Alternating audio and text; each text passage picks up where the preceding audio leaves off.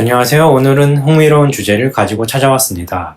여러분은 한 나라가 수도를 두 개 가질 수 있다고 생각해 보신 적이 있으신가요?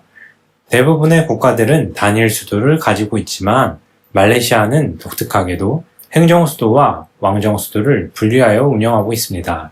쿠알라룸푸와 푸트라자야 두 도시의 역할 분담은 단순한 행정적 결정이 아닌 복잡한 역사적 배경과 정치적 타협의 결과물입니다.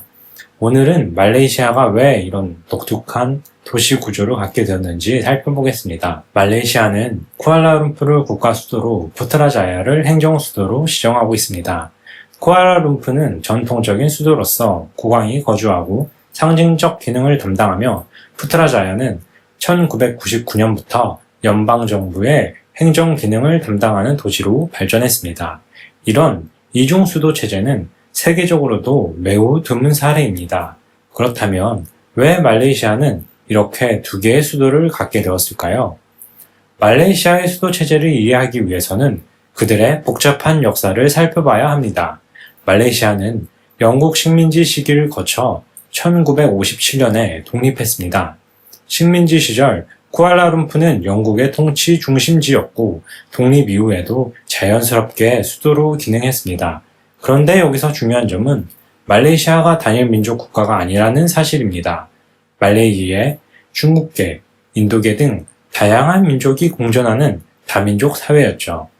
식민지 시절 영국은 분할 통치 전략을 통해 각 민족 집단에게 다른 경제적, 사회적 역할을 부여했습니다. 이 정책은 독립 후에도 지속적인 민족 간 긴장을 야기했습니다.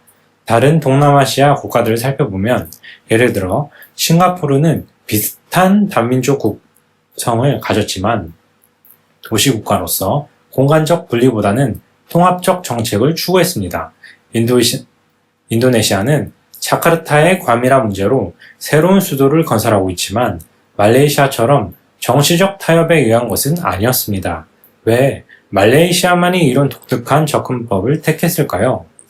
1969년 5월 13일 말레이시아 역사상 가장 큰 인종 폭동이 발생했습니다. 말레이계와 중국계 사이의 갈등이 폭발한 것인데 이 사건은 말레이시아의 정치 구조와 도시 계획에 깊은 영향을 미쳤습니다. 폭동 이후 정부는 신경제 정책을 도입하여 말레이계에게 특별한 권리와 혜택을 부여했습니다. 이는 정치적으로 민족 간 화해를 목표로 했지만 동시에 말레이계의 권한을 강화하는 방향으로 작용했습니다. 쿠알라룸푸르는 역사적으로 중국계의 영향력이 강한 도시였습니다. 경제적 주도권이 중국계에 있었고 도시 문화 역시 그들의 영향을 많이 받았죠. 이런 상황에서 말레이계 정치인들은 말레이 정체성과 문화를 반영하는 새로운 행정 중심지의 필요성을 느꼈습니다. 이것이 바로 푸트라자야 건설의 숨겨진 동기 중 하나였습니다. 새로운 도시를 통해 말레이계의 정치적, 문화적 정체성을 강화하는 의도가 있었던 것입니다. 다른 다민족 국가와 달리 말레이시아는 민족 정체성과 도시 공간을 연결시키는 독특한 접근법을 택한 것이었죠. 푸트라자야 건설을 결정으로 추진한 인물은 마티 무하마드 전 총리입니다. 그는 1981년부터 2003년까지 말레이시아를 이끌며 국가 현대화에 큰 영향을 미쳤습니다. 마하티르는 2020년까지 성진국 진입이라는 비전 2020을 제시했고 이를 위한 상징적 프로젝트로 푸트라자야 건설을 추진했습니다. 그는 이 도시가 단순한 행정 중심지가 아니라 말레이시아의 미래상을 보여주는 지식 기반 도시가 되기를 원했습니다. 마하티르의 리더십 스타일은 권위주의적인 면이 있지만 동시에 실용적이고 미래지향적이었습니다. 그는 말레이계의 권익을 대변하면서도 국가 전체의 경제 발전을 위해 다른 민족과의 협력을 추구했습니다. 흥미로운 점은 비슷한 시기 다른 아시아 국가들도 새로운 수도나 도시를 건설했다는 것입니다. 예를 들어 한국의 세종시, 일본의 추쿠바 과학도시 등이 있습니다. 하지만 이들은 대부분 행정 효율성이나 수도권 과밀 해소가 주요 목적이었습니다. 반면 말레이시아의 경우 민족 정체성과 정치적 타협이 더 중요한 요인이었죠. 왜 말레이시아는 다른 나라들과 달리 접근법을 취했을까요? 말레이시아의 독특한 통치 구조도 이중수도 체제에 영향을 미쳤습니다. 말레이시아는 13개 주와 3개의 연방정부로 구성된 연방국가이며 9개의 주에는 술탄이라는 세습 군주가 있었습니다. 이들 술탄은 5년마다 돌아가며 국왕을 선출하는 순환 군주제를 운영하고 있습니다. 이 복잡한 왕정체제는 말레이시아의 정치적 균형을 유지하는 중요한 장치입니다. 국왕은 쿠알라룸푸르에 위치한 아스티나 네가라에 거주하며 국가의 상징적 구심점 역할을 합니다. 따라서 쿠알라룸푸르는 왕정의 중심지로서 그 상징성을 유지할 필요가 있었습니다. 한편 정부의 행정 기능은 효율성을 위해 새로운 도시로 이전할 수 있었습니다.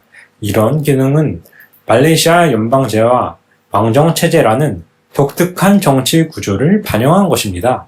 브라질의 브라질리아나 파키스탄의 이슬라마바드처럼 완전히 새로운 수도를 건설한 국가들과 달리 말레이시아는 기존 수도의 상징적 기능을 유지하며 행정 기능만 이전하는 절충적 접근법을 택했습니다. 이는 전통과 현대 사이의 균형을 추구한 결과였습니다. 정치적, 역사적 요인 외에도 실용적인 면도 있었습니다.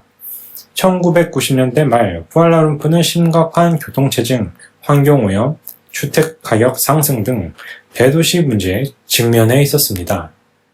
정부 부처와 관련 기관들이 도시 곳곳에 흩어져 있어 행정 효율성이 떨어진다는 문제점도 있었습니다. 이런 상황에서 새로운 행정 중심지 건설은 실용적인 해결책으로 여겨졌습니다.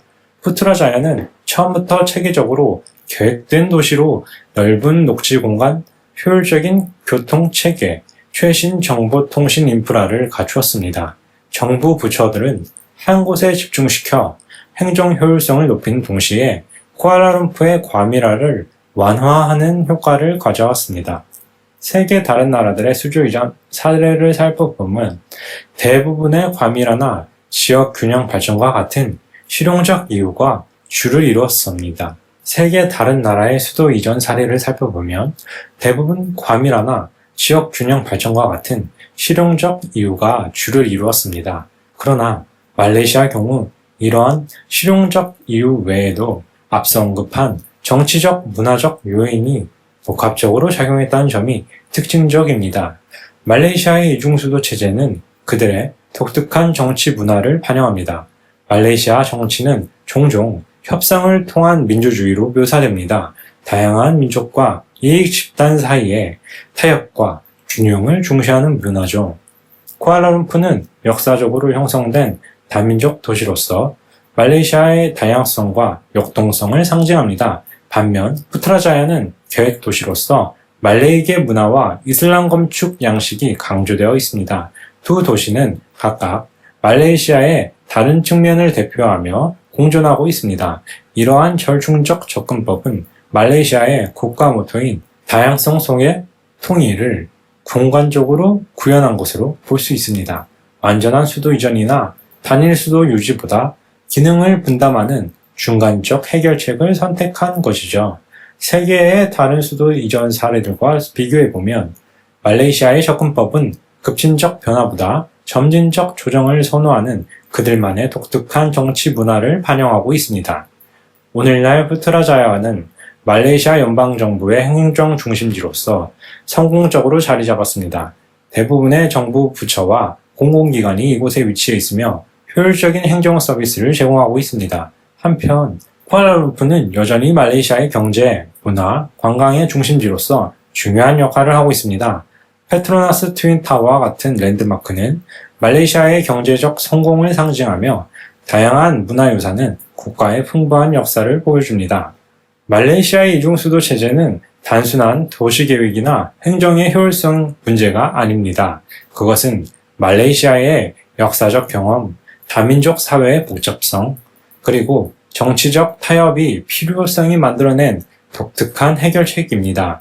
이 사례는 도시 공간이 어떻게 정치적, 사회적 가치를 반영하고 때로는 그러한 가치들 사이에 갈등과 타협을 구현하는지 보여줍니다.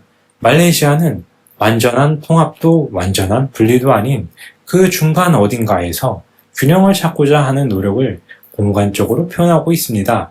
이러한 접근법이 장기적으로 성공적일지는 아직 열린 질문으로 남아 있습니다. 두 도시의 공존이 국가의 통합을 강화할지 아니면 오히려 분리를 심화시키는지는 앞으로의 발전 과정을 지켜봐야 할 것입니다. 그러나 한 가지 분명한 점은 말레이시아의 독특한 수도 체제가 우리에게 중요한 교훈을 준다는 것입니다. 그것은 도시 공간이 단순한 기능적 목적을 넘어 국가의 정체성과 미래 비전을 형성하는 데 중요한 역할을 한다는 사실입니다. 또한 복잡한 사회적 문제들에 대해 항상 이분법적 해결책만 있는 것이 아니라 창의적 타협과 절충안이 가능하다는 것을 보여줍니다. 말레이시아의 두 수도는 어쩌면 완벽한 해결책은 아닐 수 있습니다. 그러나 그것은 복잡한 현실에 대해 현실적인 대응이며 다양성과 통일성 사이에 균형을 찾고자 하는 끊임없는 노력의 표현일 것입니다. 이런 맥락에서 말레이시아의 이중수도 체제는 단순한 도시 계획의 사례를 넘어 다양성 속에 국가의 정체성을 형성해 나가는 하나의 흥미로운 실험이라고 할 수 있을 것입니다. 오늘날 많은 국가들이 다양성 관리와 국가 통합이라는 과제에 직면해 있습니다. 말레이시아의 사례는 이러한 도전에 대응하는 하나의 독특한 방식을 보여주고 있으며 그 성공과 한계에서 우리 모두가 배울 점이 있습니다. 도시 공간과 정치적 타협의 관계, 그리고 그 속에 담긴 아이러니는 앞으로도 우리가 계속 탐구해야 할 중요한 주제일 것입니다.